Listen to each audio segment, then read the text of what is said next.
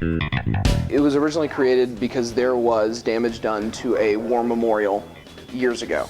And because of that damage, they decided to go and ban skateboarding. It was not ASU students, but it was still students in the community.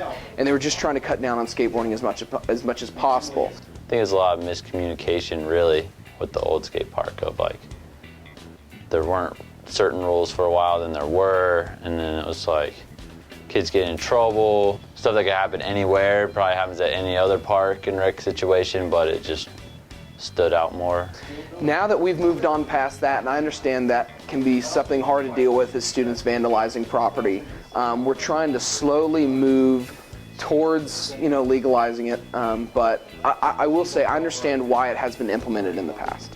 Growing up around the Charlotte area, it's a huge difference moving up to Boone and not being able to skate. It's pretty much like if it wasn't for recess being here, there'd hardly be anything to skate, so it's definitely like a total game changer. I think a lot of kids come to school here that are really into skateboarding and then slowly get away from it because there's nowhere to go skate and it's hard for them to keep up with it. I, for one, want a skate park here, and they used to have one, but I guess they tore it down and they moved the location. Just having like one good place to go would be really good for college students and then just youth as a whole. If we had another park, I think it would be a lot different than it used to be just because of the generation that was here. It needs to stop being generalized, I guess. It's like solely a group of people who are trying to destroy things and rebel against something. I think there are sometimes stigmas in people's minds when you talk about skateboarding, and they think of people doing tricks and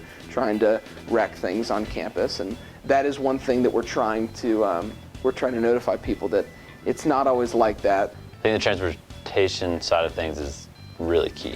It's just super easy to get around, pick it up, put it down. As long as all four wheels are on the ground, you're not doing tricks and stuff like that, and it's obviously means for transportation.